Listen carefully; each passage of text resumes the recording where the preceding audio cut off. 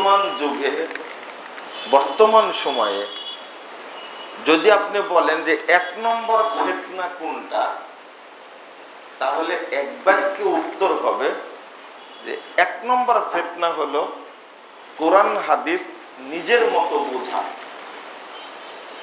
এজন্য দেখবেন যে যারা মাজার পূজা করে তাদেরও দলিল আছে কোরআনে, বিনা দলিলে কেউ আমল করে না। যারা জিকির করতে করতে গাছে উঠে তাদেরও দলিল আছে কোরআনের মধ্যে, ওরাও দলিল পেশ করবে, মানে তার মতো করে বুঝে হাদিস ব্যাখ্যা করবে তার মতো করে, অথচ এটা কিন্তু হারাম। এটা কি শুধু হারাম না, আমরা শরীয়ত কিভাবে বুঝবো? এক কথায় এর উত্তর হলো রাসূল সাল্লাল্লাহু আলাইহি ওয়াসাল্লাম এবং সাহাবায়ে কেরাম, তাবেঈনে ইজম যেভাবে শরীয়ত বুঝেছেন, কোরআন এবং হাদিস আমল করেছেন, ঠিক ওইভাবেই বুঝতে হবে। এক কথা এটা উত্তর। আর এটাকে বলে মানহাজ, আরবিতে এটাকে বলে কি মানহাজ, মাযহাব না কিন্তু মানহাজ।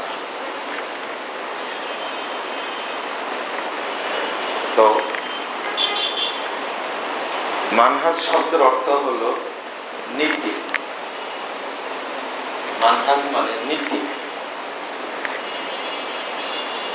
আর সালাফ মানে বোঝায় আল্লাহ রাসূল, সাহাবা কেরাম এবং তাবেঈনে ইজম, তাদেরকে বলা হয় কি সালাফ।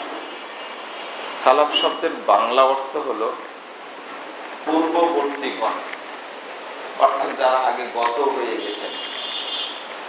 তাহলে এই 3 যুগের মানুষকে বলা হয় কি সালাফ। রাসূল সাল্লাল্লাহু আলাইহি সাল্লাম, সাহাবা কেরাম এবং তাবেঈনে ইজম, এই 3 যুগের যারা সৎ বান্দা তাদেরকে বলা হয় কি সালাফ। তাহলে আমরা যে শরীয়ত বুঝবো, এক বাক্যে কথা হলো মানহাজুস সালাফ, সালাফদের নীতির আলোকে, সালাফদের নীতির আলোকে। এবং আল্লাহ এটা খুব কড়া করে বলে দিয়েছেন। আল্লাহ বলছেন ফাইন আমানু বিমিসলি মা আমানতুম বিহি ফাকাদ ইহতাদাও।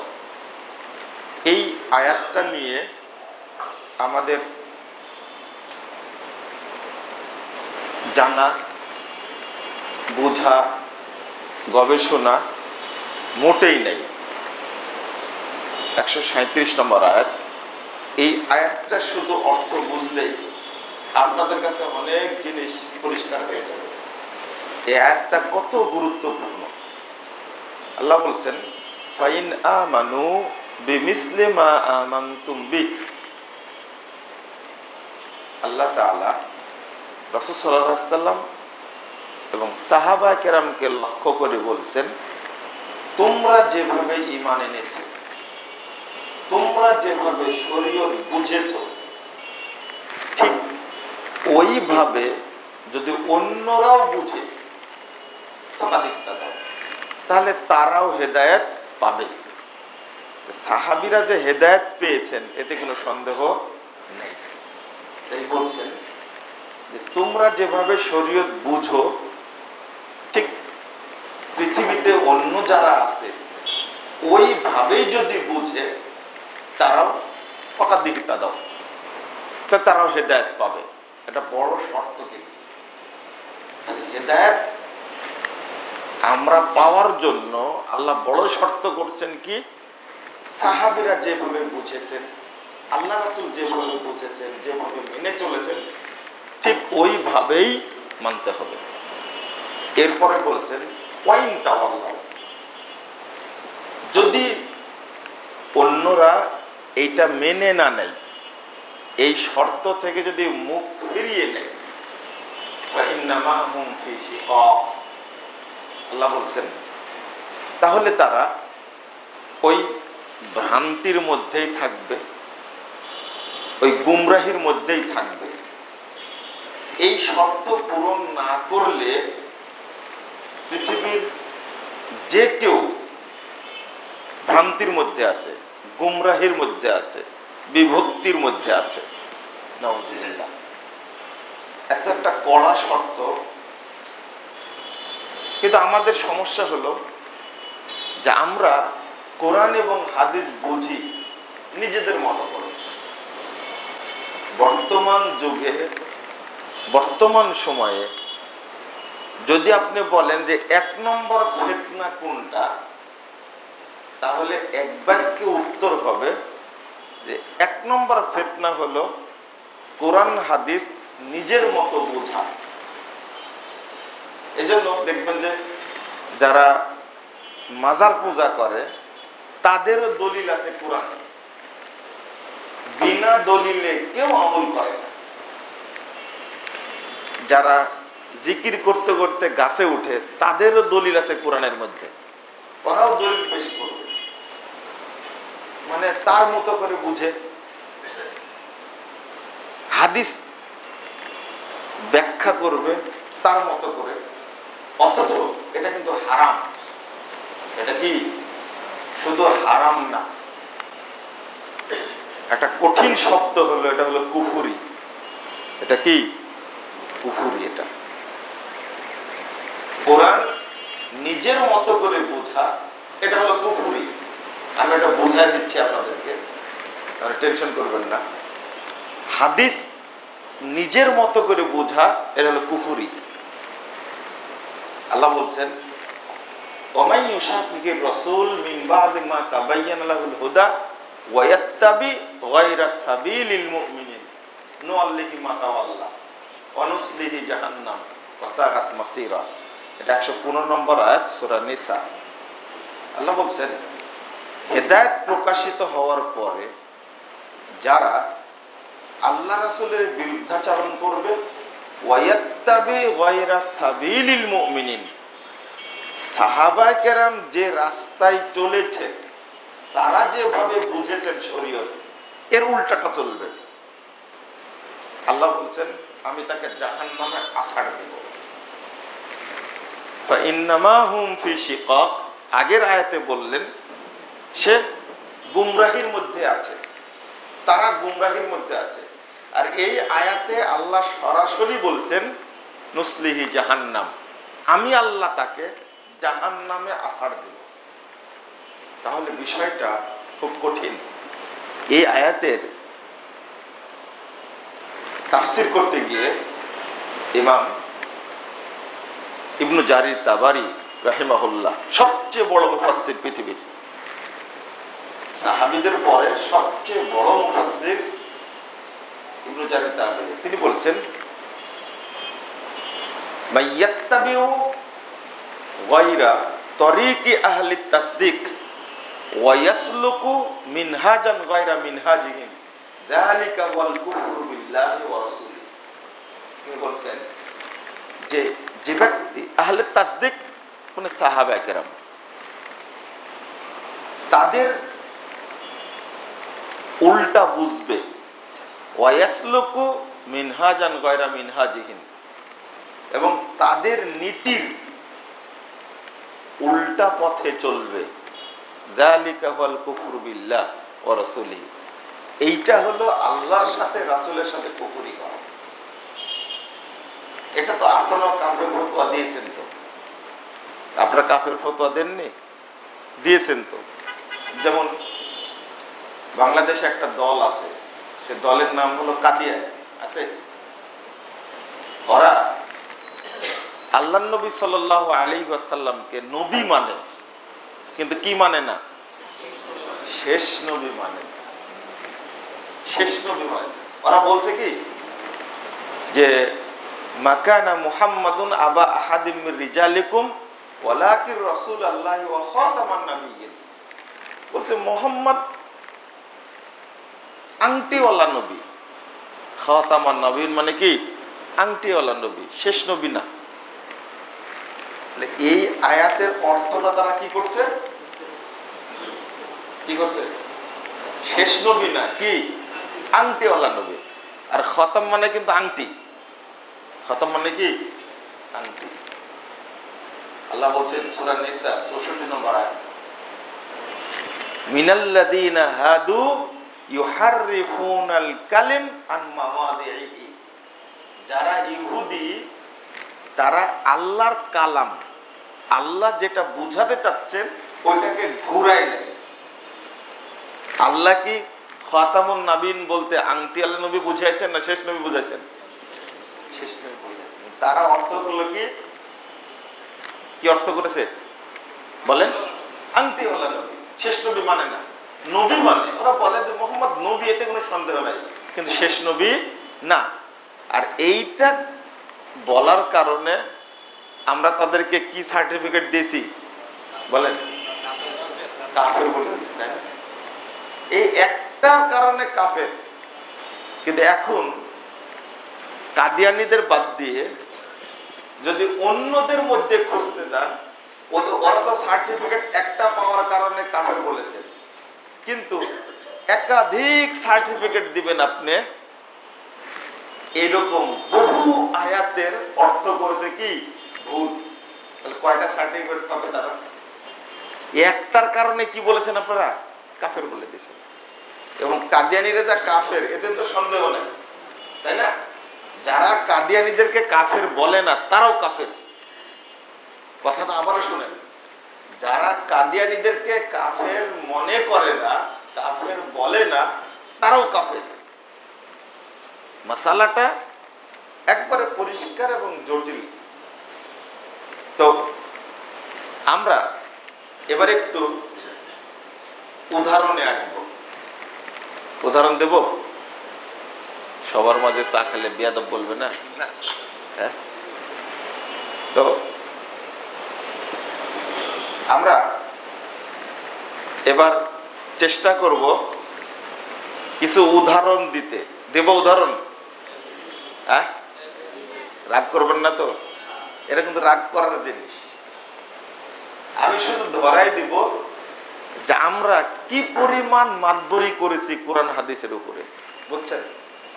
এমনি তো রেগে আছেন আমার উপরে, তাই না? আপনারা রেগে থাকা ভালো, এটা অনেক পজিটিভ দিক আছে। রাগের মাথায় একটা জিনিস যদি আপনি বুঝতে যান তাহলেই কিন্তু আমার লাভ। রাগ করে যদি আপনি বইপত্র ঘাটতে যান বা আলেমদেরকে জিজ্ঞেস করতে যান, এটা করলে আমার লাভ। এজন্য রাগ করলে একটু পজিটিভ দিক আছে। পরিবেশটা এখন এত জটিল, যেটাই বলছি সেটাতেই সমস্যা। আল্লাহ রাসূল সাল্লাল্লাহু আলাইহি ওয়াসাল্লাম বলছেন, আপনারা বিতর্ক করছেন এখন যে 40 বছরের পূর্বে আল্লাহর নবী কি ছিলেন না? হ্যাঁ, নবী ছিলেন না, তাই না? আর এক শ্রেণীর মানুষ বলছে, খুব গরম এখন আবহাওয়া, তাই না? এটা বলছে কি, নবী যখন আদম মাটি এবং পানির মধ্যে, তখন থেকে কি নবী, তাই না? আচ্ছা, আপনারা বলেন তো এর সঠিক উত্তরটা কি? হ্যাঁ, 40 বছর পরে নবী, এটাই সঠিক, তাই না? তাহলে এবার তো একটা মুসিবত হয়ে গেল, দেখতেছি। কি হয়ে গেল? নবুওত কার্যকর চলছে। দেখেন, এটাই হলো মানহাজ। এই যে বুঝবেন কিভাবে, দুইটা পক্ষ নিছেন, এখন আপনি বুঝবেন কি করে? এমন একটা বিষয়, মানহাজ মাথায় না ঢোকানো পর্যন্ত আপনার ক্লিয়ার হবে না। 40 বছর পরে মুহাম্মদ সাল্লাল্লাহু আলাইহি ওয়াসাল্লাম নবী, এইটা এইভাবে বলা যাবে না। আবার এটাও বলা যাবে না যে ওই যে আপনি বললেন যে কার্যকর, তার নবীয়ত কি দায়িত্ব তাকে দান করা হলো, নবীয়তের দায়িত্ব তাকে দেওয়া হলো, নবী আগে থেকে ছিল কিনা।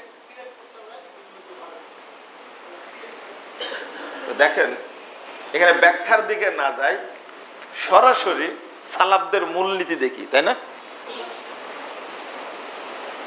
যে হাদিসটা ঘুরে বেড়াচ্ছে কুনতু নাবিয়ান ওয়াল আদম ফিল মাই ওয়াত তিন, পানি এবং মাটির মধ্যে যখন আদম তখন থেকে আমি নবী, এটা কিন্তু জাল হাদিস।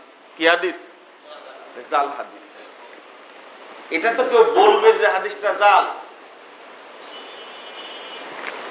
তবে আরেকটা হাদিস সহিহ, রাসূল সাল্লাল্লাহু আলাইহি ওয়াসাল্লাম বলছেন কুনতু নাবিয়্যা, আমি তখন থেকেই নবী যখন আদম আলাইহিস সালাম দেহ এবং রূহের মাঝে, তখন থেকে আমি কি নবী। এটার উদ্দেশ্য কি? এটা তো সহিহ হাদিস। যখন রূহ দেওয়া হয়নি, এখনো শরীর পড়ে আছে, রূহ দেওয়া হয়নি, তখন থেকে কি নবী মুহাম্মদ সাল্লাল্লাহু আলাইহি ওয়াসাল্লাম কি নবী। আল্লাহ রাসূল বলছেন এটার অর্থ হলো যে আত-তাকদীর, তাকদীরে রাসূল সাল্লাল্লাহু আলাইহি ওয়াসাল্লাম কি ছিলেন? নবী ছিলেন। এটাই বোঝানো হয়েছে। তাহলে নবুয়তটা কার্যকর হয়েছে 40-এর পরে, কিন্তু আগে থেকে কি নবী, তাকদীরে কি নবী। ছোট্ট একটা জিনিস, একটা হলো যে শরীর এবং রূহের মাঝে যখন আদম, তখন আমি কি নবী। হাদিসটা কি সহিহ। কিন্তু আদমকে সৃষ্টির আগে নবী ছিলেন না। আসল জিনিস কি বলছে, কাদা এবং পানির মাঝে যখন আদম, তখন কি নবী, মানে আদম হয়নি। আদমকে সৃষ্টির পরে আল্লাহ রাব্বুল আলামিন তার মাঝ থেকে রূহ বের করলেন না? ডান হাতের রূহ, বাম হাতের রূহ বের করলেন না? এরা কারা? এটাই অর্থ হলো কি তাকদীর। এই বুঝটা যদিও আপনারা আজকে বুঝছেন, কিন্তু এটা ভ্রান্ত আকীদা এবং সঠিক আকীদা। এই বইটার মধ্যে আমি 2013 সালে লিখে দিয়েছি, মানুষ যেন বিভ্রান্তির শিকার না হয়। 2013 আর কত সাল চলছে? 24। কয় বছর হলো তাহলে? মানুষ যেন এই জিনিসটা ভুল না বুঝে। তাহলে দুইটা জাল হাদিস আসলো, একটা সহিহ হাদিস আসলো। সহিহ হাদিসটা বুঝার মতো ধারণ ক্ষমতা লাগবে। তো আপনাদের যেটা বলতে চাইবো সেটা হলো, যখনই এরকম সমস্যা দেখবেন তখনই আপনি চলে যাবেন মানহাজুস সালাফ, তাই না?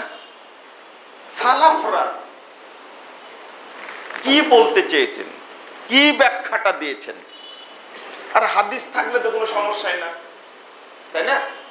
হাদিস থাকলে পরিষ্কার হয়ে গেল, কারো ব্যাখ্যার দরকার নাই। আল্লাহ কিন্তু এটাই বলছেন, ফাইন আমানু বিমিসলি মা আমানতুম বি ফাকাদ ইহতাদাও। তোমরা যেভাবে কোরআন হাদিস বুঝেছো, আল্লাহ রাব্বুল আলামিন রাসূল সাল্লাল্লাহু আলাইহি ওয়াসাল্লাম এবং সাহাবীদেরকে বলছেন, তোমরা যেভাবে বুঝেছো এইভাবে যদি অন্যরাও বুঝে, তাহলে তোমাদের মতো তারাও হেদায়েত পাবে। তাহলে হেদায়েত পাওয়ার জন্য জটিল শর্ত, কঠিন শর্ত হলো আল্লাহ রাসূল এবং সাহাবীরা যেভাবে শরীয়ত বুঝেছেন ওইভাবেই বুঝতে হবে। এটা কি পরিষ্কার হলো? তাহলে হাদিস কি বলছেন? আপনার 223 নম্বর 32 নম্বর হাদিস, রাসূল সাল্লাল্লাহু আলাইহি ওয়াসাল্লাম বলছেন, আল কুরআনু হুজ্জাতুল লাক আও আলাইক। কোরআন তোমার পক্ষে দলিল হবে অথবা কি বিপক্ষে দলিল হবে। এটার দ্বারা কি বুঝলাম? কোরআন পড়ে কেউ জাহান্নামে যাবে মনে করছেন? যাবে? বহু মানুষ কোরআন পড়ে জাহান্নামে যাবে, বহু মানুষ। আর বহু মানুষ কোরআন পড়ে জান্নাতে যাবে। তাহলে কোরআন পড়ে যদি নিজের মতো বুঝে তাহলে কি কুফরি? কোরআনটা কার কালাম? আল্লাহর কালাম। আল্লাহ যেটা বুঝাতে চেয়েছেন ওইটা না বুঝে আপনি উল্টা বুঝলেই ইউহাররিফুনাল কালিম আম্মা মাদিহি, তাহলে আল্লাহর কথাকে কি করে ফেললো? ঘুরায় ফেললো। আর এটা কাদের কাজ? ইহুদিদের কাজ। আল্লাহর কথা ঘুরানো কাদের কাজ? ইহুদিদের কাজ। আপনি ঘুরাতে পারবেন না। আল্লাহ বুঝাতে চেয়েছেন একটা, আপনি উল্টা বুঝলেন কেন? এ অধিকার কে দিল? আল্লাহ কি বলছেন? সূরা ফুরকান 33 নম্বর আয়াত আল্লাহ বলছেন, ওয়ালা ইয়াতুনাকা বিমাসালিন ইল্লা জিনাকা বিল হক। মুহাম্মদ শোনো, লোকেরা তোমার কাছে যে বিষয়গুলো নিয়ে আসে তার সমাধান আমি আল্লাহ দেই ওহী দ্বারা। কি দ্বারা? জিনাকা বিল হক, আমি হক দ্বারা ওহী নাজিলের মাধ্যমে তার সমাধান দেই। তারপরে বলছেন ওয়া আহসানা তাফসীরা, আর এর উত্তম তাফসীর কি হবে আমি আল্লাহ সেটাও বলে দিই। বলেন আলহামদুলিল্লাহ। তাহলে কোরআনের উত্তম তাফসীর কে বলে দিয়েছেন? আল্লাহ। কোরআন আল্লাহর কালাম, তাই না? যেহেতু আল্লাহর কালাম, আর তার অর্থটা ব্যাখ্যাটা কে ভালো বুঝেন? আল্লাহ ভালো বুঝেন। তিনি যেহেতু বলে দিয়েছেন ওয়া আহসানা তাফসীরা, এর উত্তম তাফসীরটা কি হবে সেটাও আমরা তোমাদের কি দেব? বলে দেব। কিন্তু আমাদের ভয় নাই, আমাদের সাহসটা অনেক বেশি। আমরা কিভাবে ব্যাখ্যা দিচ্ছি? যেমন একটা ব্যাখ্যা আমরা দিচ্ছি এখন।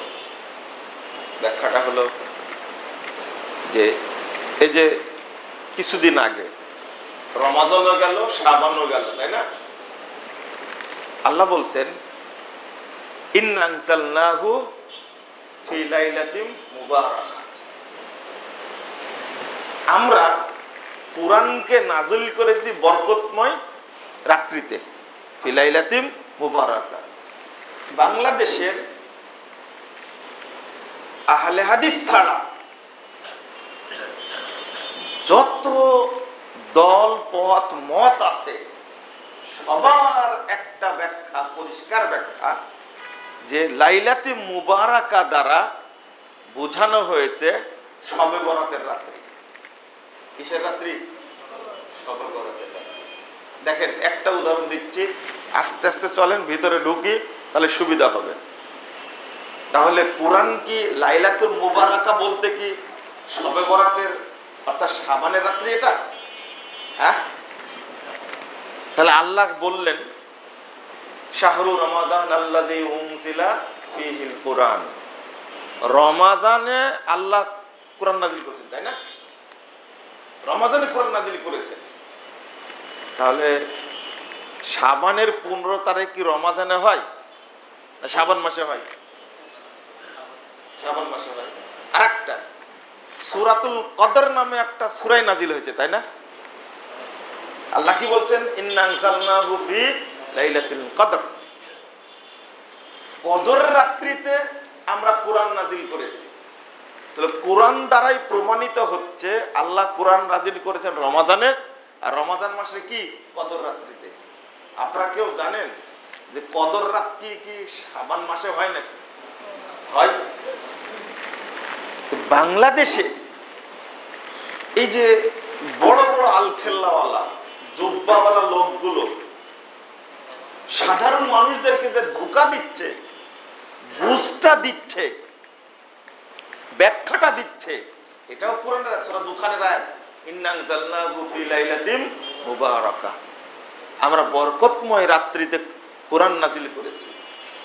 সরাসরি বলে দিচ্ছে এই রাত্রি বলতে কি? এই রাত্রি বলতে কি? শবে বরাতের রাত বলে দিচ্ছে, 15 শাবান। এবং এইটাকে সঠিক প্রমাণ করার জন্য কি বলছে জানেন? বলছে যে শবে বরাতের রাত্রিতে লাউহে মাহফুজ থেকে দুনিয়ার আসমানে নাজিল হয়েছে, আর দুনিয়ার আসমান থেকে কদর রাত্রিতে নাজিল হয়েছে কোরআন। মানে একটা মিথ্যাকে সত্য প্রমাণ করার জন্য আরেকটা মিথ্যা বলা।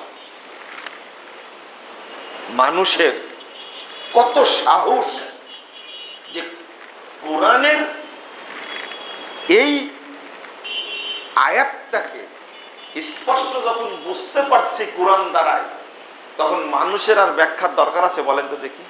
আর ব্যাখ্যার দরকার নেই। কিন্তু আপনারা কয়জন বলেন? 3 কোটি 4 কোটি।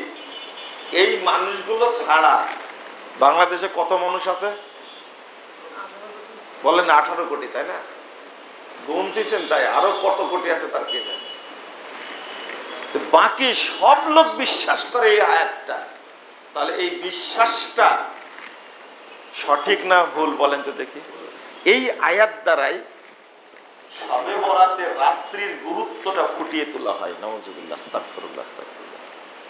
না বুঝে আমরা, না বুঝে এইভাবে মানুষকে যে ধোঁকাটা দিচ্ছি, এই ধোঁকাটার বিষয়ে আমি আর একটা জিনিস আপনাদের সামনে বলবো, দেখি আপনারা বুঝেন কিনা। হ্যাঁ, ভুলে গেছি, ঠান্ডা হয়ে গেছে, আর দরকার নাই তাহলে। আচ্ছা, আর একটা গুরুত্বপূর্ণ হাদিস যেটা আবু দাউদের মধ্যে এসেছে, তিরমিজির মধ্যে এসেছে, 154 নম্বর হাদিস। আপনারা জানেন হাদিসটা, দেখেন, আল্লাহ যদি মানুষকে সংশোধন করে দিত আলহামদুলিল্লাহ, কোনো সমস্যা নাই। আল্লাহ যেন মানুষকে সংশোধন হওয়ার তৌফিক দান করেন, আমিন। আল্লাহ রাসূল বলছেন, আসফিরু বিল ফাজর ফাইন্নাহু আ'জামু লিল আজর। একটা আয়াত বললাম, একটা হাদিস বলছি, এইভাবেই চলুক তাহলে, তাই না? হ্যাঁ, এইভাবে বললে হয়। একটা আয়াত বললাম, এবার একটা হাদিস। আল্লাহ রাসূল বলছেন, আসফিরু বিল ফাজর, তোমরা ফজরের মাধ্যমে কি করো? বর্ষা করো। ফাইন্নাহু আ'জামু লিল আজর, কারণ নেকির ক্ষেত্রে এইটা সবচেয়ে মহান, বেশি, অনেক নেকি পাওয়া যাবে। তাহলে দেখেন, যারা নিজেদেরকে জ্ঞানী মনে করে, স্কলার মনে করে, এমনকি যারা মদিনা বিশ্ববিদ্যালয় থেকে পড়াশোনা করে আসছে, এই রকম বহু মাদানি এই হাদিসটার অর্থ করছে কি জানেন? অর্থ করছে যে ফর্সা হওয়ার পরে কি করো? ফজর পড়ো। ফর্সা হওয়ার পরে কি? ফজর পড়ো। ভালো করে বুঝুন কথাটা। ফর্সা হওয়ার পরে ফজর পড়ো, তাহলে নেকি অনেক বেশি হবে। আমি বলি যে মদিনা ইসলামী বিশ্ববিদ্যালয় পৃথিবীর একটা বিশ্ববিদ্যালয়, যে বিশ্ববিদ্যালয় ফ্রি পড়ায়, আবার পরিবার চালানোর জন্য টাকাও দেয়। আর পৃথিবীর কোন বিশ্ববিদ্যালয় সুযোগটা দেয় না। সৌদি সরকার তাদের পিছনে কোটি কোটি টাকা ব্যয় করে। আর বুঝে আসলো এইটা। কি বুঝে আসলো? কি বুঝে আসলো? ফর্সা হওয়ার পরে কি করো? ফজর পড়ো। নাউযুবিল্লাহ, আস্তাগফিরুল্লাহ, আস্তাগফিরুল্লাহ। ফজর, ফর্সা হওয়ার পরে যদি ফজর পড়তে হয়, নবী মুহাম্মদ সাল্লাল্লাহু আলাইহি ওয়াসাল্লাম তিনি কোনদিন ফর্সা হওয়ার পরে সালাত আদায় করেছেন? রেকর্ড আছে? আচ্ছা, ফর্সা হওয়ার পরে সালাত, এটা একটা আকল কথা বলছি, নিজস্ব জ্ঞানে চিন্তা করেন তো। ফর্সা হওয়ার পরে ফজর পড়লে নেকির দিক থেকে কেন বেশি হবে? কেন বেশি হবে? অথচ হাদিসের অর্থ এটা না। হাদিসের অর্থ তাহলে কি? আর একটা হাদিস, এটা হাদিসটা পাবেন মুসনাদে তয়ালিসি 91 নম্বর হাদিস, আল্লাহ রাসূল বলছেন আসবির বিসলাতি সুবহি, ফজরের সালাতের মাধ্যমে তুমি কি করো? ফর্সা করো। আচ্ছা, ফজরের মাধ্যমে ফর্সা করো আর ফর্সা হওয়ার পরে ফজর পড়ো, দুটা কি এক হলো? অর্থাৎ এর অর্থটা কি? সালাত পড়তে পড়তে কি করতে হবে? ফর্সা করতে হবে। আল্লাহ রাসূল এটা বোঝাতে চাচ্ছেন, কিন্তু আমরা কি করে ফেললাম? অর্থটা কি করে ফেললাম? উল্টা করে ফেললাম। আপনি বুঝেন, এজন্য আপনার কাছে কি তেমন বিষয়টা মানে জরুরি মনে হচ্ছে না, গুরুত্বপূর্ণ মনে হচ্ছে না। যদি খেয়াল করেছেন, এই হাদিসটা দলিল পেশ করে বাংলাদেশের কোটি কোটি মানুষ ফজরের সালাতটা মেরে ফেলে যা পড়ে। ও রমজান আবার ঠিক আছে, রমাজানে আবার শহীদাবাদ জিন্দাবাদ, বুঝতে পারলেন? আগে সাহারি খাওয়া হয়ে যায়, আবার এর জবাবও দেয় না তারা, কেন এটা করে? আহলে হাদিসরা আলহামদুলিল্লাহ তারা রাইট টাইমে আজানটা দেয়, আর সাহারির 5 মিনিট থাকতে আজানটা মারে। কত সচেতন! মানে রমজান মাসে কিন্তু আহলে হাদিসদের আগে আজান দেয়, তাই না? খেয়াল করছেন তো আপনারা? অবশ্যই নামাজও আগে হয়, মানে ঘুমটা হবে ভালো, সুবিধাবান। অথচ আল্লাহ রাসূল আরেকটা হাদিসে বলছেন আসফির বিসলাতিস সুবহি, আসফিরু বিল ফজর, ফজরের মাধ্যমে ফর্সা করো। আর এই হাদিস আসলে কি? আসফির বিসলাতিস সুবহি, ফজরের সালাতের মাধ্যমে কি করো? ফর্সা করো। অথচ এবার চলেন আমরা একটু ব্যাখ্যা দেখি, ব্যাখ্যাই কি বলে, তাই না? ইমাম তিরমিজি রাহিমাহুল্লাহ বলছেন, কেন বলছি কথাটা পড়লেই বুঝতে পারবেন। তিনি বলছেন ক্বালা শাফিঈ ওয়া আহমদ ওয়া ইসহাক মানাল ইসফার আইয়াদিহাল ফাজরু ফালা ইউশাক্কা ফি। তারা বলছেন ফজরটা পরিষ্কার হওয়া, যেন সন্দেহ না থাকে। ওয়ালাম ইয়ারাউ আন্না মানাল ইসফার তাখিরুস সালাত, ফর্সা করা অর্থ সালাত দেরি করে পড়া নয়। আচ্ছা, এটা তো হলোই।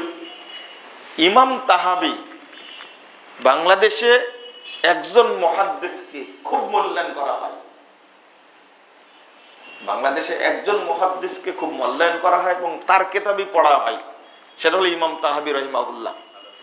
তারা মনে করে ইমাম তাহাবি হানাফি ছিলেন, এই জন্য তার কিতাবটা গুরুত্বপূর্ণ মনে করে খুব বেশি। ইমাম তাহাবির জন্ম 239 হিজরিতে, মৃত্যু হলো 321 হিজরিতে। তিনি এই হাদিসের ব্যাখ্যায় বলছেন, দেখেন তো তাহাবির মধ্যেই তিনি বলছেন, এই হাদিসটা উল্লেখ করে বলছেন ইয়ামবাগি দুখুলু ফিল ফজরে ফি ওয়াক্তিত তাগলিস, ফজরের সালাতে প্রবেশ করতে হবে অন্ধকারে। আর দুখুল ফিল ফজরে ফি ওয়াক্তিত তাগলিস, অর্থাৎ যখন অন্ধকার থাকবে তখন সালাতে কি করতে হবে? প্রবেশ করতে হবে। ওয়াল খুরুজ মিনহা ফি ওয়াক্তিল ইসফার, আর বের হতে হবে ফর্সা হলে। আলা মুওয়াফাকাতি মা রাওয়াইনা আন রাসূলিল্লাহ সাল্লাল্লাহু আলাইহি সাল্লাম। তার কথাটা কেন বললাম? যেটা আমরা বর্ণনা করেছি আল্লাহ রাসূল থেকে, ও আসহাবিহি, এবং তার সাহাবীদের থেকে, ওয়া হুয়া কওলু আবি হানিফা, আর এটাই হলো আবু হানিফার কি বক্তব্য, ওয়া আবি ইউসুফ ওয়া মুহাম্মদ ইবনে হাসান রাহিমাহুমুল্লাহু তাআলা। তাহলে এই কথাটাই আবু হানিফার, এটাই ইমাম আবু ইউসুফের কথা, এটাই ইমাম মুহাম্মাদের কথা। ইমাম তাহাবি রাহিমাহুল্লাহ বলছেন, একটা বক্তা, এদের একটা বক্তা, যে কি এর নাম নুরুল ইসলাম অলিপুরি সাহেবের ছেলে, এই কথাটা কোট করেছে।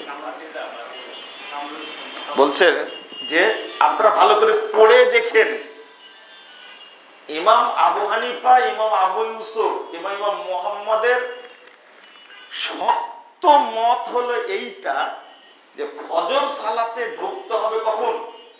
অন্ধকারে। আর কেরাত লম্বা করে কি করতে হবে? ফর্সা করে বের হতে হবে। এই কথাটা একমাত্র এই হানাফি আলেমের বাচ্চা উনি বলেছেন। নুরুল ইসলাম অলিপুরি সাহেব তো দেওবন্দীদের কাছে অনেক বড় আলেম, তাই না? আরো পরিষ্কার করছেন ইমাম তাহাবী রাহিমাহুল্লাহ, আরো বলছেন আসফিরু বিল ফাজরে। এবার বলছেন আসফিরু বিল ফাজরে, তোমরা ফজরের মাধ্যমে ফর্সা করো। আই আতিলুল কিরাআতা ফিয়া, অর্থাৎ তোমরা কিরাতকে কি করো? লম্বা করো, কিরাতকে দীর্ঘ করো।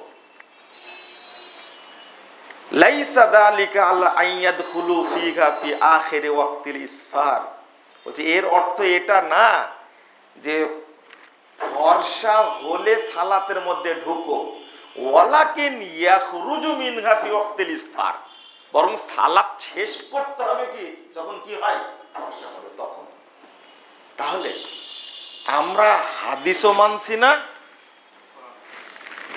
আমরা হাদিসও মানছি না, আবার সালাফদের বক্তব্যকেও মানছি না।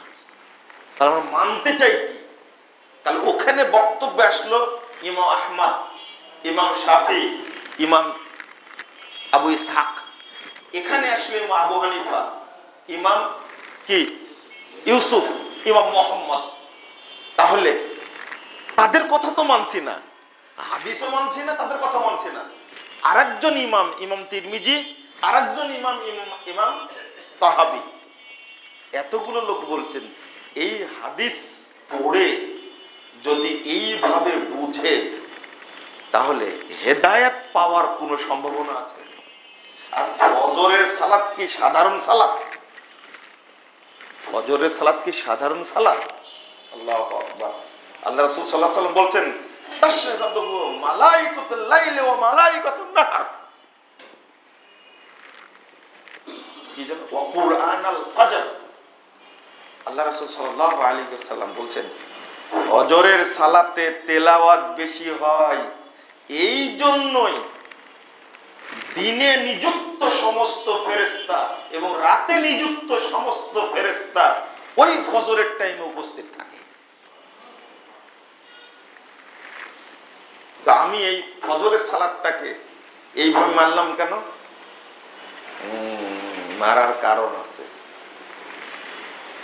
বলেন তো ইহুদিরা নামাজ পড়ে কয় ওয়াক্ত? না, 5 ওয়াক্তই পড়ে, 3 বার পড়ে। ভালো বলছেন আপনি। শিয়ারা কয়বার পড়ে? 3 বার পড়ে। 5 ওয়াক্তই পড়ে, 3 বার পড়ে। এই জন্য রাফেজিদের সাথে আর ইহুদিদের সাথে কি আছে? মিল আছে। ইহুদিরা এই ফজর এবং আসরকে দেরি করে পড়ে, বুঝতে পারলেন? শিয়ারাও ফজর এবং আসর কি করে? দেরি করে পড়ে। ওই প্রভাবটা অজান্তেই আমাদের উপরে পড়ে গেছে। আল্লাহ যেন আমাদের হেফাজত করে। চিন্তা করতে পারছেন? ভাবতে পারছেন? কেন 2 ওয়াক্ত সালাতকে এইভাবে মারতে হবে? এইভাবে মারতে হবে কেন? 5 ওয়াক্ত সালাতের মধ্যে শ্রেষ্ঠ ওয়াক্ত কোনটা? আসর। আসর শ্রেষ্ঠ ওয়াক্ত কোনটা? আসর। তারপরে কোন ওয়াক্ত? ফজর। আল্লাহ রাসূল সাল্লাল্লাহু আলাইহি ওয়াসাল্লাম বলছেন যে ফজরে এবং আসরে ফেরেশতা পরিবর্তন হয়। ফেরেশতা কি হয়? 555 নম্বর হাদিস সহিহ বুখারীর মধ্যে এসেছে, ফেরেশতা পরিবর্তন হয়।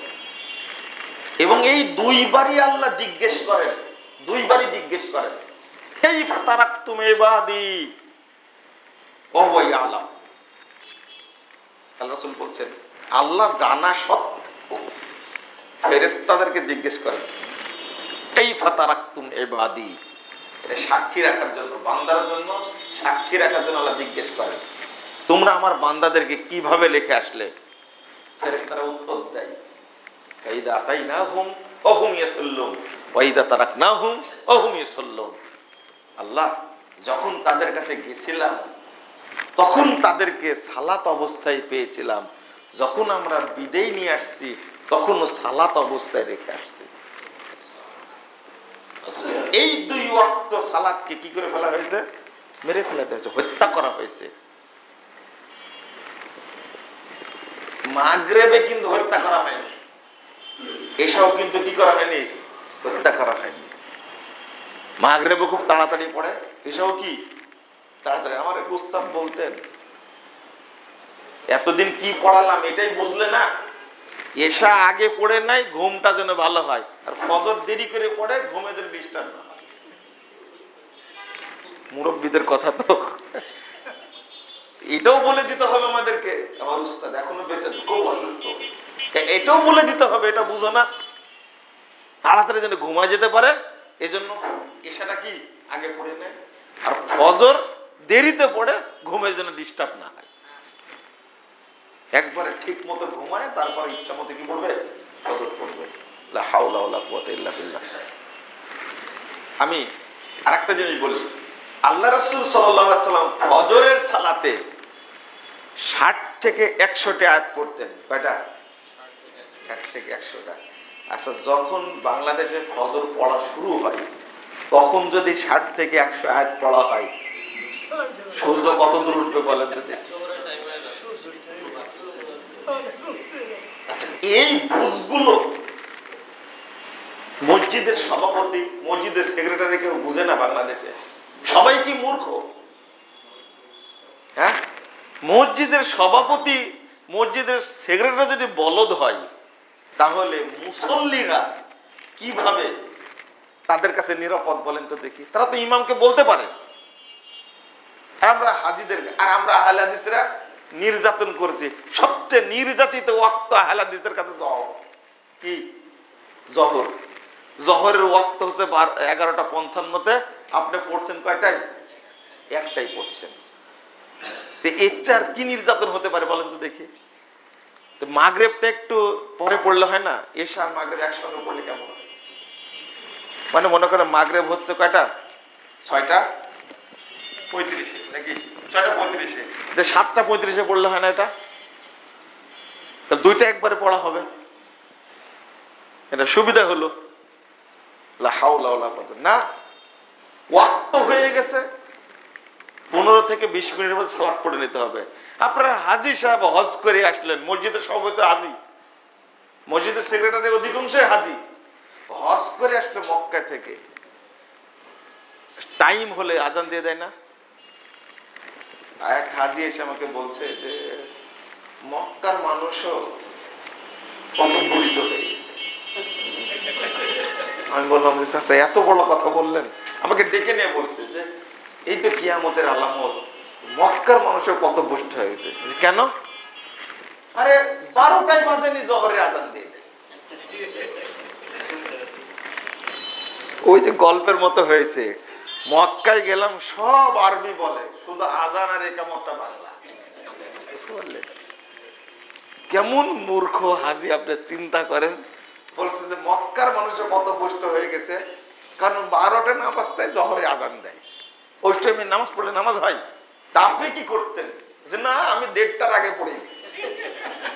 জামাত যে হচ্ছে, জামাত নামাজ পড়লে হবে না তো? চিন্তা করছেন কত বড় হাজী। লা হাওলা ওয়ালা কুওয়াতা ইল্লা বিল্লাহ। এ হলো হাজী, এলো টাকার হাজী, দিনের হাজী না। আমি বুঝায় বললাম, প্রথম কথা বলছেন যে মক্কার মানুষ কত ভ্রষ্ট হয়েছে, কথাটা ভুল কথা, যাচাই না করে বললেন। কয়দিন ছিলেন? তো বলছে 46 দিন ছিলাম। জহরের সালাতটা জামাতে পড়েননি? না, পড়িনি জামাতে। কারণ কি? ওই টাইমে নামাজ পড়ে নামাজ হয়? আমার তো ওয়াক্ত কয়টা ক্যালেন্ডার ধরে দেখা দিলাম। বাংলাদেশে কিন্তু জহরের সালাতের ব্যাপারে কিন্তু দ্বিমত নাই, দেখছেন আপনারা? দেখছেন? একই আসরে গিয়ে কি করেছে? মারি দিছে। জহরে ঠিক আছে, আমরা দেখেন তো কয়টা দেওয়া আছে? এটাও ভুল দেওয়া আছে, এটাও ভুল দেওয়া আছে। তাহলে আপনি কিভাবে বুঝাবো? তো ওয়াক্ত ঠিকই হচ্ছে, কিন্তু আপনি পড়েন 1:30টায়। রাজশাহী বিশ্ববিদ্যালয়ে পড়াশোনা যখন করছি, আজীবন দেখি 1:30 আজান হয়, 1:45 কি হয়, নামাজ হয়। একদিন ইমাম সাহেবকে বললাম যে এই ওয়াক্তটা একটু আগে করা যায় না? তো বলছে আপনি আহলে হাদিস, আপনি যান। আমি বলছি এটার সাথে কি সম্পর্ক?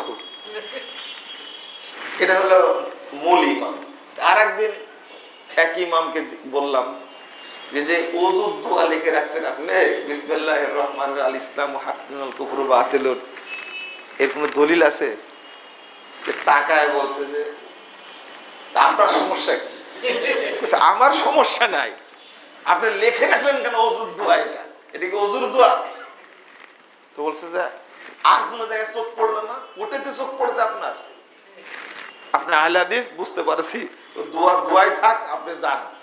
আমি বললাম যে না, আপনি দোয়াটা লিখলেন কেন? রাজশাহী বিশ্ববিদ্যালয়ের কথা বলতেছি, বুঝতে পারলেন?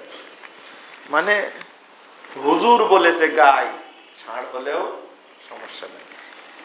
এই যে ফতোয়া চালু আছে বাংলাদেশে, কেউ তদন্ত করে দেখবে না, যা বলেছে ওটাই চলবে। একেই বলে বলদ। তাবেঈরা কি বলতেন? বলদ বলতেন। মুকাল্লিদ আর বলদের মধ্যে কোনো পার্থক্য নাই। তো একটা উদাহরণ দিতে অনেক বেশি হয়ে গেল, তাই না?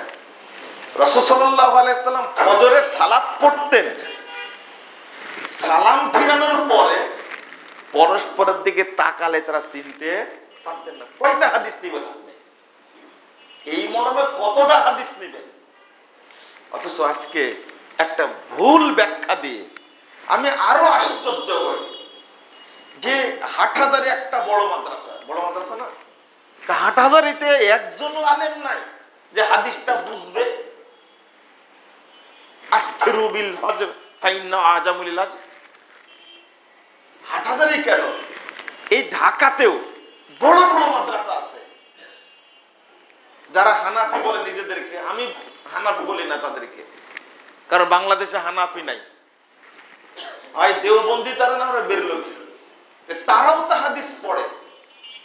আজকে বাংলা বাজার গেছিলাম লাইব্রেরির কিতাব কেনার জন্য, দেখছি অনেক ছেলে, প্রায় 5 কলি, সব 5 কলি কিতাব কিনতে গেছে। দেখে আশ্চর্য হলাম, কিতাব কিনে ঠিকই, কিন্তু অন্তরটা কি অন্ধ।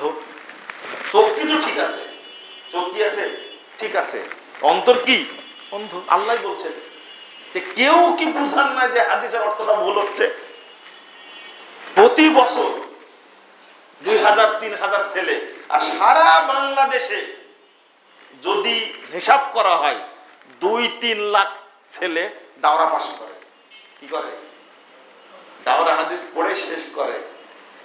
এমন ভাবে তাদের চোখে অন্তরে মোহর মেরে দেওয়া হয়, তারা এইগুলো বুঝারই কি পায় না, সুযোগ পায় না।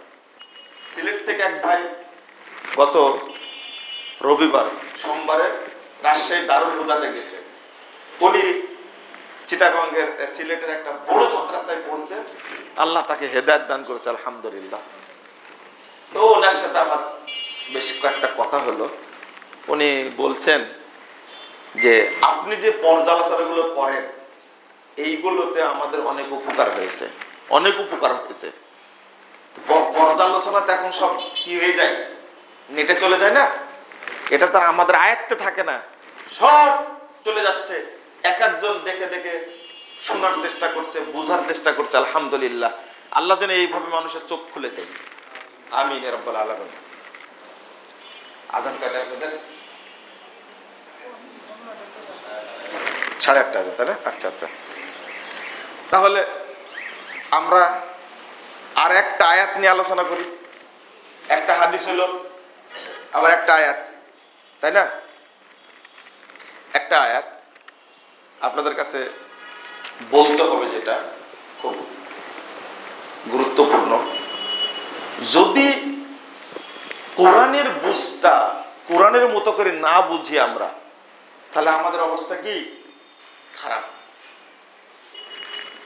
আল্লাহ রাসূল, সাহাবা একরাম যেভাবে বুঝেছেন, আমাদেরকে ওইভাবে কি বুঝতে হবে। আমি এই কথার উপরে আছি, এই কথাটা মানুষ আগে জানুক, এটাকে বুঝার চেষ্টা করুক। আমি কেন নিজে ব্যাখ্যা দিতে যাব? ব্যাখ্যা দিলাম, ব্যাখ্যাটা ভুল হলো, তাহলে অবস্থাটা কি হবে? আল্লাহ বলছেন, দেখেন সূরা কাসাস 88 নম্বর আয়াত। একজন আলেমকে প্রশ্ন করা হয়েছে, কুল্লু শাইইন হালিকুন ইল্লা ওয়াজহা। আল্লাহ বলছেন, একজন আলেমকে যখন বলা হলো, আপনারা চিনেন সবাই এবং সহিহ আকীদা রাখলেন, বলছে যে কিয়ামতের দিন যখন সব ধ্বংস হয়ে যাবে, তখন জান্নাত জাহান্নাম এইগুলো ধ্বংস হবে কিনা? তো উত্তরে বলছেন যে সব ধ্বংস হয়ে যাবে, এবং দলিলটা দিচ্ছেন যে আল্লাহ বলছেন কুল্লু শাইইন হালিক ইল্লা ওয়াজহা, সব ধ্বংস হয়ে যাবে, শুধু থাকবেন কে? আল্লাহ। কুল্লু মান আলাইহা ফান ওয়া ইয়াবকা ওয়াজহু রাব্বিকা যুল জালালি ওয়াল ইকরাম, সব কিছু কি হয়ে যাবে? ধ্বংস হয়ে যাবে, কিন্তু কে থাকবেন? আল্লাহ থাকবেন। তাহলে তার কথার পক্ষে দলিল হলো না, তাই না? তাহলে এই আয়াত প্রমাণ করে জান্নাত জাহান্নাম কি হয়ে যাবে? ধ্বংস হয়ে যাবে। ঠিক আছে না? হ্যাঁ, কিয়ামতের দিন তো ধ্বংস, কিয়ামত হওয়ার পরের ঘটনা না তো। আসমান বিশাল, সেটা ধ্বংস হয়ে যাবে, জমিন ধ্বংস হয়ে যাবে, পাহাড় ধ্বংস হয়ে যাবে, জান্নাত জাহান্নাম ধ্বংস হবে না? কিছুই বলেন না আপনারা, সঠিকটা বলেন আপনারা, হবে না? জ্ঞান নাই, আল্লাহর চেহারা বাদ দেন। এবার শুনুন, প্রশ্নের উত্তরটা দিলেন 100% রং। কত পার্সেন্ট? এর উপরে যদি হয় যত আছে তত পার্সেন্ট রং। এটা এই উত্তরে দেওয়া যাবে না। নাউযুবিল্লাহ, আস্তাগফিরুল্লাহ, আস্তাগফিরুল্লাহ। তাহলে আয়াতটা বুঝলাম আমার মতো, কিন্তু এই আয়াত দ্বারা সাহাবীরা কি বুঝেছেন, বা আল্লাহর রাসূল কি বুঝেছেন, বা আল্লাহ কি বুঝাইছেন, এটা কি আমি জানার চেষ্টাও করলাম না। আপনি কি একটা কেন, কতটা নিবেন আপনি? যা আমাদের আলেম ওলামা আলোচনা করে সবই ভুল, অথচ অর্থটা হলো, দেখেন সাহাবী বলছেন, তাবেঈরা বলছেন কুল্লু শাইইন হালিকুন ইল্লাল্লাহ ওয়াল জান্নাহ ওয়ান নার ওয়াল আরশ, সব ধ্বংস হবে, কিন্তু আল্লাহ, জান্নাত, জাহান্নাম, আরশ ধ্বংস হবে না। এটা সাহাবীদের বলছে। দলিল কি? সব ধ্বংস হবে, কিন্তু আরশ ধ্বংস হবে কি? হ্যাঁ, এতে বলে দিলেন যে ধ্বংস হবে সব। আরশ ধরে রাখবে কয়জন? 8 জন ফেরেশতা, তাহলে আরশ ধ্বংস হবে না। এটা ইল্লা ওয়াজহু, কোন জায়গাতে বলছেন না আল্লাহ ইল্লাল্লাহ, কুল্লু শাইইন হালিকুন ইল্লাল্লাহ বলছেন না, ইল্লা ওয়াজহা, মা ইউরিদু মা উরিদা ওয়াজহু, আচ্ছা আল্লাহর সন্তুষ্টির জন্য যেটা, সেটা ধ্বংস হবে না। ইমাম আবু হুরায়রার ছাত্র মুজাহিদ রাদিয়াল্লাহু আনহু তিনি কি বলছেন? কুল্লু শাইইন হালিকুন ইল্লাল্লাহ ওয়াল জান্নাহ ওয়ান নার ওয়াল আরশ ওয়াল আমালাস সালিহ। এই যে আমলগুলো করছেন, সালাত আদায় করছেন, এগুলো কি ধ্বংস হওয়ার জিনিস? তো বললেন সব ধ্বংস হয়ে যাবে। তাহলে আয়াতটা বুঝতে কি হয়েছে? ভুল হয়েছে। বরং প্রত্যেক মানুষের আমল, নেকি আল্লাহ ফলকে লিপিবদ্ধ করেন, এবং এই ফলকটা আরশের নিচে ঝুলন্ত অবস্থায় আল্লাহ লিখে রাখেন, লাম ইউকসার ইলা ইয়াউমুল কিয়ামা। এটা কিয়ামতের দিন পর্যন্ত ধ্বংস হবে না, ওইভাবেই থাকবে। আল্লাহ রাসূল নিজে বলছেন এটা। তো আমাদের বুঝতে ভুল হচ্ছে যে তাহলে প্রতিটি আয়াতের ক্ষেত্রে, যেমন বাংলাদেশে পীরের ব্যবসার একটা আয়াত আছে, বলেন তো কি আয়াত? না, সূরা মায়েদার 35 নম্বর আয়াত, ইয়া আইয়ুহাল্লাযীনা আমানুত্তাকুল্লাহ ওয়াবতাগু ইলাইহিল ওয়াসিলা। আল্লাহ বলেন যে তোমরা ওসিলা তালাশ করো। সব পীরে আয়াত দলিল দেয় যে তোমরা পীর ধরো। কি ধরো? পীর ধরো। হারাম হারাম হারাম এই সমস্ত আল্লাহর আয়াত। সি সি সি সি সি নাউযুবিল্লাহ, আস্তাগফিরুল্লাহ। এবং ওসিলা মানে কি এই জিনিসটা আজ পর্যন্ত পীর ব্যবসায়ীরা জানে না। এরা আল্লাহর উপরে জুলুম করছে, কোরআনের উপরে জুলুম করছে। এটা আয়াতের অর্থ তোমার কাছে বুঝতে হবে। হ্যাঁ, ইউদিল্লু বিহি কাসীরা ওয়া ইয়াহদি বিহি কাসীরা ওয়া মা ইউদিল্লু বিহি ইল্লাল ফাসিকিন। আল্লাহ কোরআন দ্বারা বহু মানুষকে পথভ্রষ্ট করেন। পীর হওয়ার দলিল, পীর ধরার দলিল কোরআন থেকে বের করেছে। সব পীরের দলিল এটা, তোমরা ওসিলা তালাশ করো মানে পীর ধরো। অথচ এর অর্থ পীর ধরা না। এর তাহলে অর্থটা কি হবে বলেন দেখি আপনারা? ওয়াবতাগু ইলাইহিল ওয়াসিলা, আসলে তরিকা ওসিলা, পীর শিরিক, হ্যাঁ, নেক আমল। মাশাআল্লাহ, তাও তো বলতে বললেন একজন হলেও। আল্লাহ বলতে চাচ্ছেন তোমরা কি করো? উতলুবুল আমাল বিমা ইয়ারদা বিহি, ওই আমল করো যার দ্বারা আল্লাহ সন্তুষ্টি অর্জন করা যাবে। অর্থ হলো সন্তুষ্টি অর্জন করা। বিমা ইউরজি, যার দ্বারা আল্লাহকে সন্তুষ্ট করা যাবে তোমরা সেই আমল করো। আর আমরা অর্থ করলাম কি, তোমরা কি ধরো? পীর ধরো। উদাহরণ দিচ্ছি যে জজের কাছে যেতে হলে যেমন কি লাগে? উকিল লাগে, তেমনি আল্লাহর কাছে যেতে হলে কি লাগবে? অথচ এই ধারণাটা আসছে কোথায় থেকে জানেন? কোথায় থেকে আসছে ধারণাটা? এই ধারণাটা আসছে হলো নাউযুবিল্লাহ, আস্তাগফিরুল্লাহ, আস্তাগফিরুল্লাহ।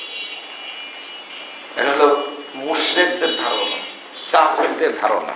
তারা বলতো কি, মা না'বুদুহুম ইল্লা লিয়ুকাররিবুনা ইলাল্লাহি যুলফা, সূরা জুমার 3 নম্বর আয়াত। কাফেরদের জিজ্ঞেস করতো মূর্তির কাছে যাও কেন? আরে আমরা তো মূর্তির পূজা করি না, আমরা তাকে মাধ্যম মনে করে আমাদের ইবাদতগুলো যেন কি করে পৌঁছে দেয়। ইসালে সওয়াব বুঝেন তো? ইসালে সওয়াব প্রত্যেক পীরের ওরস হয়। এটাই হলো ইসালে সওয়াব। মানে যত মুরিদ আছে সমস্ত মুরিদের আমল গুলো ওই ওরসের দিনে পীর সাহেব আল্লাহর কাছে কি করবে? পৌঁছে দেবে। কাফেরদের অবস্থা বর্তমানে মুসলিমদের অবস্থা এক হয়ে গেল না? ইসালে সওয়াব পৌঁছা দেবে তারা।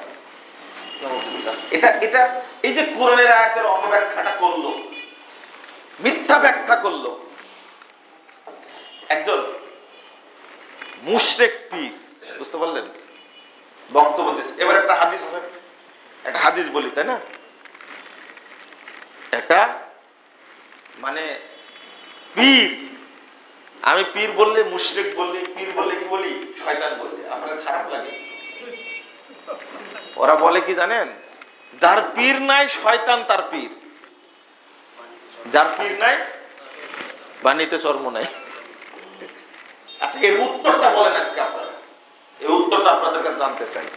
এই যে বললো যার পীর নাই শয়তান তার পীর, এর উত্তরটা বলতে হবে আপনাদের কাছে। বলেন, কে বলতে পারেন? সুন্দর উত্তর। আমি কিন্তু বহুবার বলেছি এর উত্তর। উত্তর হলো না তো এটা। এই উত্তর দিলে শুনবে? কারো মনে নাই, তাই না? এর উত্তর হলো পীর ধরা মানে শয়তান ধরা। বলেন কি? যে ভাষাটা বলেছে খেয়াল করেছেন? যার পীর নাই শয়তান তার কি? তাহলে আমাদের পীর আছে নাকি? এই অভিযোগটা আমাদের উপর দিল না? তো উত্তরটা কি হবে? আপনার তো বলতে পারার কথা। পীর ধরা মানে শিরক করা না, শয়তান ধরা, তাই বলে নাই। শয়তান ধরা, শয়তান ধর্ম মানে শিরিক করা, এই তো শিরক, শয়তানের পূজা করা। শয়তানের পূজা। আমার বক্তব্য শোনার বাংলাদেশে যদি 2-4টা লোক থাকে তাহলে এটা একটা। তো একবারে খুঁটে খুঁটে শব্দ শব্দ শুনে পীর ধরা মানে কি শয়তান ধরা, মনে থাকবে তো? মনে হয় না, আপনাদের কলি যায় না এটা বলার। দূর। এখানে তো আরেকটা প্রবলেম হয়, যার পীর নাই তার পীর শয়তান, পীর সাহেবের তো পীর নাই।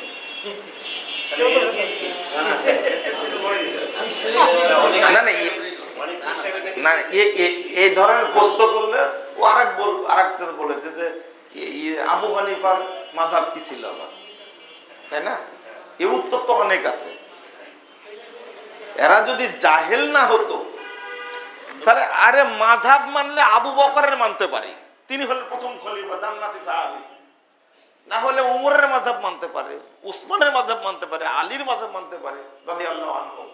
কিন্তু কিভাবে যারা সাহাবী না, তাবেঈ না, জান্নাতি বলেও গ্যারান্টি নাই, যাদের জান্নাতের সার্টিফিকেট দেওয়া হয়েছে, 2 জন রাসূলের শ্বশুর আর 2 জন রাসূলের কি জামাই, তার একবার জান্নাতি কতবার বলা হয়েছে।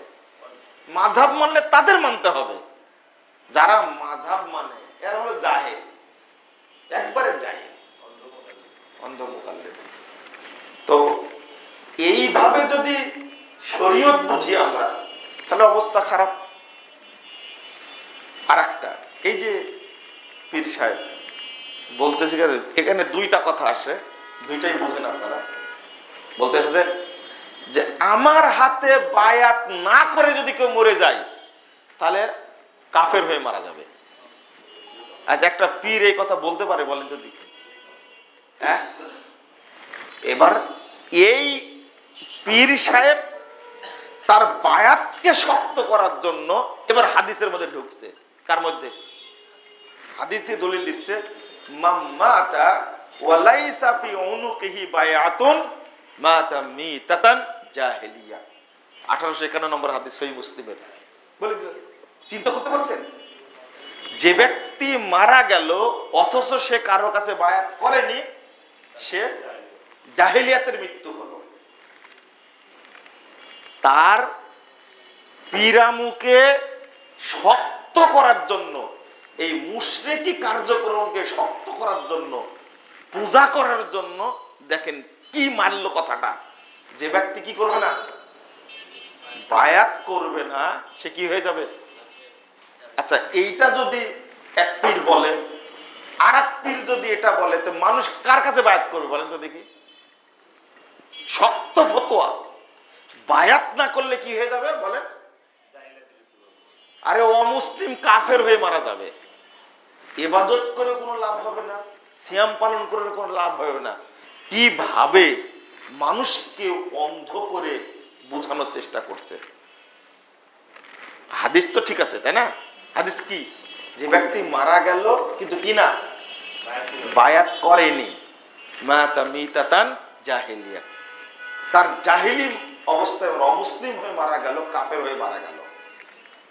এই হাদিসের অর্থ কি তাহলে? তাই না? হাদিস তো ঠিক আছে, ও অপব্যাখ্যা করছে, ভালো কথা। আপনারা চিনবেন না তো, লম্বা ঝামটি আলা চুল আলা আছে না একটা, মসজিদের মধ্যে, তার নাম বললাম না, ঠিক আছে? আল্লাহ যেন বুঝার তৌফিক দান করে, আল্লাহ কইদের হেদায়েত দেয়। হেদায়েত ছাড়া আর কিছু দোয়া করা যাবে না এদের জন্য। কি জন্য ভাষাটা বলছিলাম, এই হাদিসের অর্থ কি হবে বা বুঝলেন না মনে কথাটা? হাদিস তো ঠিক আছে, মরে গেল কিন্তু কি করেনি, বায়াত করেনি, তাহলে কি মৃত্যু হবে? জাহেলিয়াতের, অমুসলিম হয়ে মারা যাবে, কাফের হয়ে মারা যাবে। যে অর্থটা কি দেখেন, অর্থটা কি? আমার কথা বলছি না, ইমাম ইবনে তাইমিয়া রাহিমাহুল্লাহ তিনি বলছেন, ফাযাকারা সাল্লাল্লাহু আলাইহি ওয়াসাল্লাম আল বুগাত আল খারিজিন আন তাআতিস সুলতান ওয়া জামাআতিল মুসলিমিন। খুব ভালো করে শুনেন, রাসূল সাল্লাল্লাহু আলাইহি ওয়াসাল্লাম এই হাদিসে উল্লেখ করেছেন ওই সমস্ত বিদ্রোহী লোকদের ব্যাপারে যারা তাআতি সুলতান মুসলিম শাসকের আনুগত্যতে কি করবে, বেরিয়ে যাবে, ওয়ান জামাতিল মুসলিমিন এবং মুসলিম জামাত থেকে যারা কি হয়ে যাবে, বেরিয়ে যাবে, তাদের বিষয়ে এটা আল্লাহ রাসূল উল্লেখ করেছেন। ইবনু তাইমিয়া একজন বড় সালাফি বিদ্বান, আল্লাহু আকবার। তো তাহলে এখান থেকে বোঝা গেল যে মুসলিম জামাত থেকে যদি কেউ বেরিয়ে যায় তার মৃত্যু হবে কি, কাফের হালাতে। এটা তো ঠিক আছে। তাহলে এই পীরের বায়াত, এই বুজুর্গের বায়াত আসলো কি এই জায়গাতে না? কিভাবে হলো তাহলে এটা? আরেকটা দেখেন, ইমাম আলবানী রহিমাহুল্লাহ তিনি বলছেন, ওয়ালাম, পাঠককে বলছেন আপনি জেনে রাখেন, আন্না হাদাল ওয়াঈদ আল মাযকুর লিমান লাম ইউবাই খলিফাতাল মুসলিমিন ওয়া খারাজা আনহুম। বলছেন যে এই শাস্তিটা ওই সমস্ত লোকদের জন্য যারা মুসলিম খলিফার হাতে বায়াত করেনি এবং মুসলিম জামাত থেকে কি হয়ে গেছে, বেরিয়ে গেছে। এই শাস্তিটা তার জন্য। ওয়ালাইসা কামা ইয়াতাআহামুল বা'দ, এর অর্থ এটা নয় যেটা কিছু মানুষ বুঝেছে। কিছু মানুষ কি বুঝেছে, এর অর্থ এটা নয়। কি বলছেন, বুঝেছে কি, আইয়ুবাইয়া কুল্লু হিজবিন ওয়া শুআবিন রাইসাহু, যেমন কিছু মানুষ বলেছে প্রত্যেক দলীয় নেতার হাতে তার অনুসারীরা কি করবে, বায়াত করবে। এর অর্থ এটা নয়। বাল হাদা হুয়া তাফাররুক আল মানহি আনহু ফিল কোরআনিল কারীম, বরং এই বায়াত নেওয়াটাই হলো বিভক্তি। বায়াত নেওয়াটা কি, বিভক্তি, এবং কোরআনে এটা নিষেধ করা হয়েছে। তারপরে ইমাম ইবনু বাজ রাহিমাহুল্লাহ তিনি বলছেন, হাযিহিল বায়াতু বাতিলা, এই যে বায়াত চলছে এই বায়াতটা কি বাতিল, বায়াতটা কি বাতিল। লা ইয়াজুজু ফিলুহা, এই বায়াত করা যাবে না। তারপরে বলছেন লিআন্নাহা তাফাদ্দাইলা শাক্কিল আসা ওয়া উজুদুল ফিতানিল কাসীরা, কারণ ঐক্যকে ভেঙে দেয় এবং কি করে, অনেক ফিতনা তৈরি করে। তো আপনি কার ব্যাখ্যা নেবেন তাহলে আমাকে বলেন। এই এদেরকে কে বুঝাবে যে একজন পীর বলে দিল আর একজন পীর বলে দিল আর বায়াত না করলে সে কাফের হয়ে মারা যাবে, অথচ এই পীর সাহেব হজ জারি করতে পারবে? মুসলিম খলিফা তো হজ জারি করতে পারে না? মুসলিম খলিফা হজ জারি করতে পারে? কিন্তু একজন এই যে পীর, সে কি জেনা করলে রজম করতে পারবে? চুরি করলে হাত কাটতে পারবে? তো ও কিভাবে দাবি করে যে আমি কি করতে পারবো, আমি বায়াত নিতে পারবো? প্রশ্নই আসে না। যিনি হজ জারি করতে পারেন না তিনি বায়াত নিতে পারবেন না। এখন আপনাদের কাছে আরেকটা প্রশ্ন, এই হাদিসটা আমল করবে কিভাবে, তাই না? হ্যাঁ, হাদিস তো আছে, আমল করবেন কি করে? হ্যাঁ, কখন কিভাবে আমল করবেন, তাই না? তা আপনাদের কিভাবে বোঝাবো?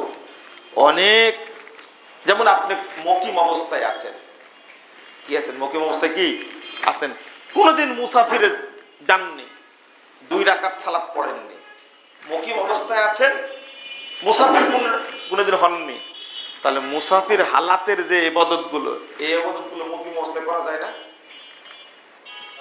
উত্তর দেন না।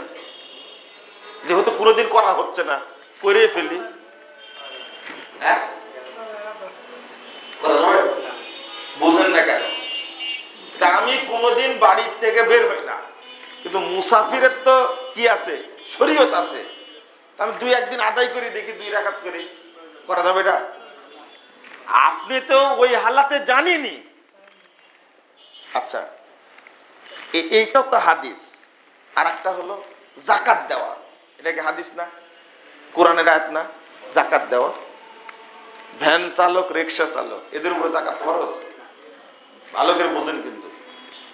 ওরা যদি একটা কাজ করে, এটা ভালো যদি কাজ করে, ওরা মনে করেন খিলগায়ের লোকজন মিলে একটা টিম বের করলো, টিম হয়ে এই যারা ধনী মানুষ তাদের বাড়িতে ডাকাতি করলো, উদ্দেশ্য ভালো কিন্তু, যে আল্লাহ জাকাত দিতে বলেছেন তো আমাদের টাকা নাই, উদ্দেশ্য কি ভালো, জাকাত দিবে তাই। তো 20-30টা বাড়িতে ডাকাতি করলে টাকা হবে মোটামুটি আর কি, 90,000 টাকা হলে কি হয়, জাকাত ফরজ হয়। এই জাকাতটা ফরজ আদায় করার জন্য নিয়াত ভালো, জাকাত দিবে তাই ডাকাতি করা যাবে না? কেন যাবে না? ভ্যান চালক থাকাকালীন ও জাকাত দিতে পারবে কোনোদিন? তো কিভাবে ইয়ে করবে? এই হাদিসটা পালন করবে কি করে? এই আয়াতটা কিভাবে পালন করবে? মনে হয় বুঝছেন না আপনারা, তাই না?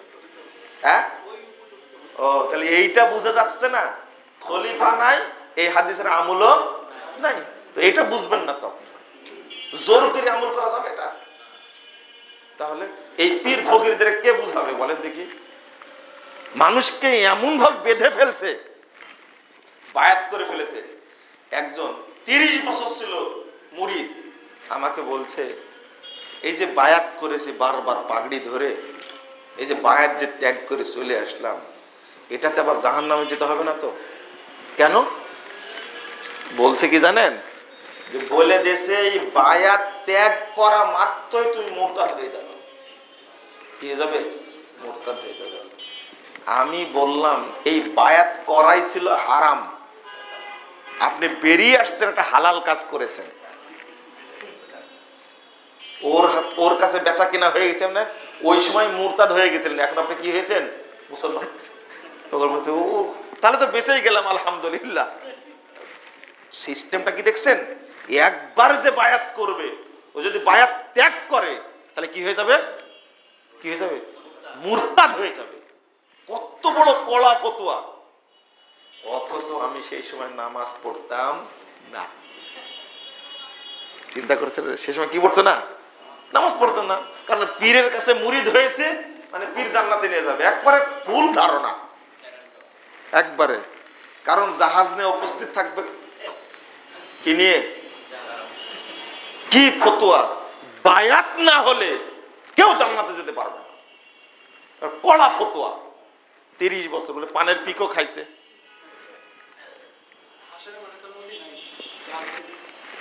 না, পুলসিরাতের নিচে নাকি থাকবে, নদী তো নাই, পুলসিরাতের নিচে থাকবে। তো পুলসিরাতের নিচে কি আছে? জাহান্নাম না? পীরই তো জাহাজ নিয়ে জাহান্নামে থাকবে, তো মুরিদরা কোথায় যাবে? এগুলো সব বেয়াদবি ফতোয়া, বুঝতে পারলেন? সব বাটপারে এগুলো।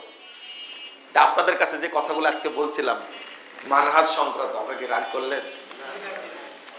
অন্তত আজকে থেকে একটা জিনিস বুঝে রাখেন, সেটা কোরআন এবং হাদিসের অর্থ নিজের মতো করা যাবে না।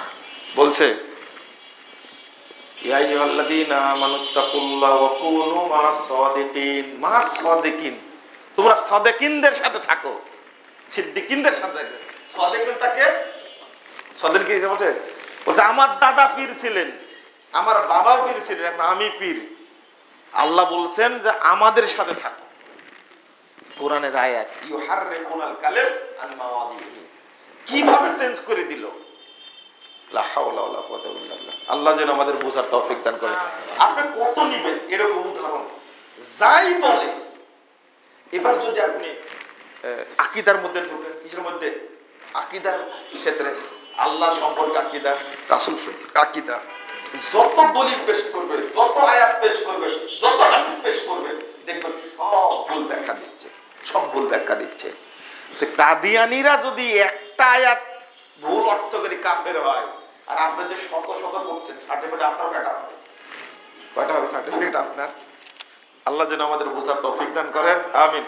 আল্লাহ যেন এই দেশের মানুষকে সালাফদের মানহাজের উপরে টিকে থাকার তৌফিক দান করেন। আল্লাহ যেন কবুল করেন। যারা শিরিক বিদআত করছে, অপব্যাখ্যা করছে, যারা মিথ্যাচার করছে, আল্লাহ যেন তাদেরকে হেদায়েত দান করেন। আমিন।